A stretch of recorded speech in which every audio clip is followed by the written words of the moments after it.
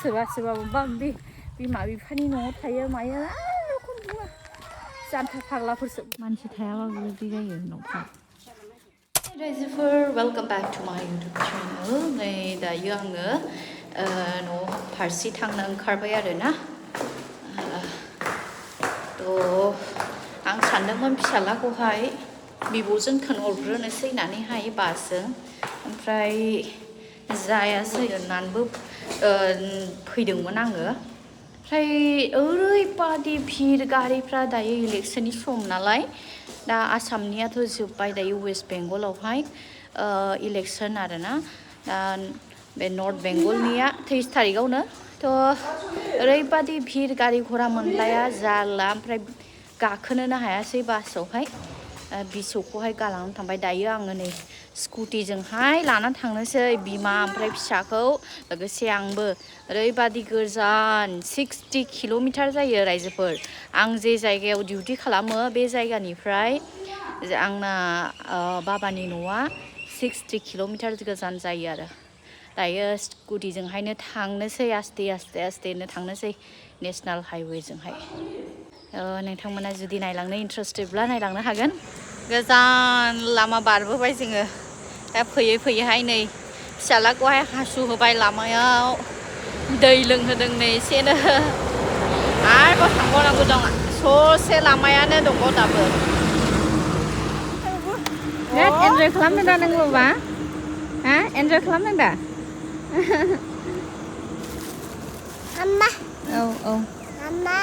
औ सालायनोसै बाबा सालायनोसै लोंखांबाय नोङो हा अवा मैथो नोङो अवा जोङो स्कुटिजों टुरिस्ट गिदिङो ने बाबु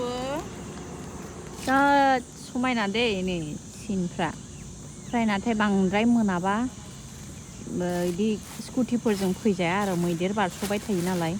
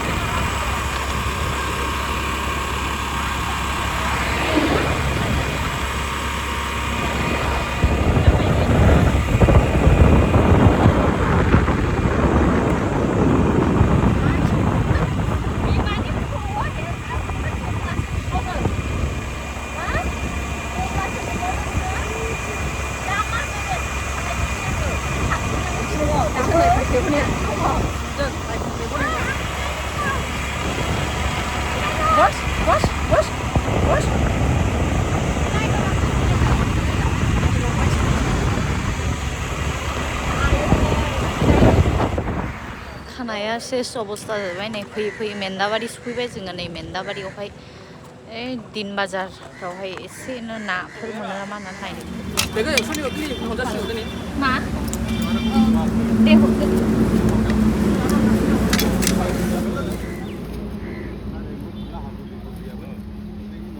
रायजोफोर आंना भिडिअ'आ थुख्रा जाबाय आरोना मानो होननानै बुङोब्ला जोंनि बेथिंहाय गामियाव फैबाथाय एकदम नेटवार्कआनो मोनलाया ओमफ्राय लोगोसे कारेन्ट थांदोंमोन आरोना बिराद बार अखा हानानैहाय मबाइलाबो थैबाय आंना सुइच अफ जाबाय ओमफ्राय सानसे मबाइलखौनो बेखेवनो मोनाखै आङो बेखेवनो हायाखै ओमफ्राय दिनै जोंनिथिंहाय बेवहाय इलेक्सन दङ भट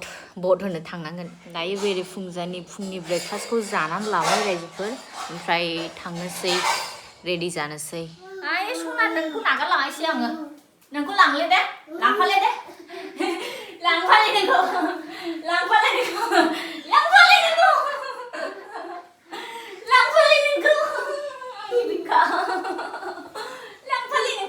आयौ गोग्लैगोन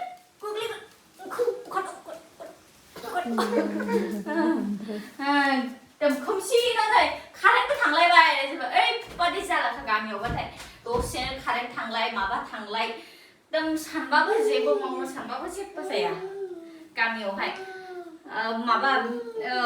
WhatsApp-आव जा बुरजा मेसेज फैनानै थाफैदों रिप्लाइ हरबाबो जाया माबायानो मेसेजआनो थाङा बेबायदि लायबाय आङो नै ओंखारबाय ओमफ्राय गोबावनि उनावसो न'आव फैदों नालाय बिरादनो मैला जै जंगल जाजोब्बायमोन आरो न'आ बिबारफ्राबो नै लावग' सुंग' लावलाबायनानै थाजोब्बाय नै जोंना न'आ एकदम बादामालि खाजोबलायबाय आरो नै मानसि थायाबाबो बिदि जायो न'फ्रा बिराद जालाखा जोंनि गामियावहाय सिगांहाय बेयावहाय ब्रिज गैयामोन दायो ब्रिज जाबाय आरो ब्रिजआ जानानै बिराद समायना मोजां जाबाय ओमफ्राय नै दैबो दङ गोरलैनो दै समायना नुहैयो आरो बेनो गामिखौ ओमफ्राय दैज्लां बोथोरावहाय बिरादनो उसुबिदाबो बियो बे दैया देरबोयो नालाय भुटाननिफ्राय फैनाय दैसो बियो जोबोर मोजां सुदेम बार बारदों थाबायनानै थांगासिनो आं बारा गोजान नङा नालाय बेखायनो स्कुटिखौ लायासै आङो थाबायबा एसे आरामनो बार खोलो खोलो बारबो मोनजायो नालाय एसे उन्दै समावहाय बे समावहाय माने आं ओरैबादि एक्सुवेलि ना हमनो बिराद मोजां मोनसै ओमफ्राय बे दैयावहाय नाबो मोनो नालाय सम सम ना हमनो खारबो खोमायोमोन आं सिरि सिरिनो रावबो गैयियाव न'निफ्राय सिरि सिरि खारबो खोमानानैहाय ना हमबाय थाफैयोमोन आं गोबाव समनि उनावसो फैयो नालाय बेखायनो फैब्लाबो आलासि बायदिल' मोनफैसै आरो गामिखौनो माने बोसोराव खननैसोल' फैयो आरो लास्ट टाइम नै ख्रिस्टमासाव फैदोंमोन आङो बिनिफ्राय नै एब्र'आव फैबाय भट दंखायसो फैनाय जादों आरो बेबो बेबायदि गामियावहाय एसे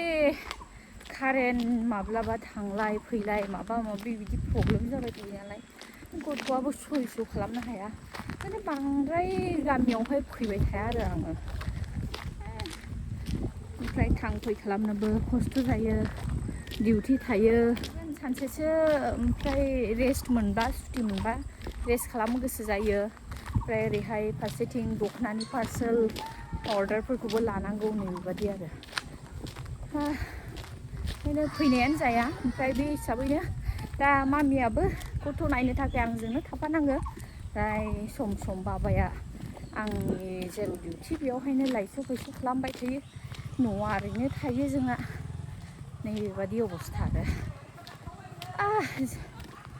जायखि जेखि बुङा सोरबा सोरबा बे बिमा बिफानि न'आव थायो मायो एखौनो बुङा जान्था फाग्लाफोरसो मोनो आं बेबायदि बखिलाबाय थाग्रा मानसिफोरखौ नै सना आव आव आव फैदों भिडिअ बानायफैनानैहाय गोजोन गोजोन थाबाय बिबौजों थोनहरफाबायमोन आं गाबोबाय फै दे फै सफैबाय नै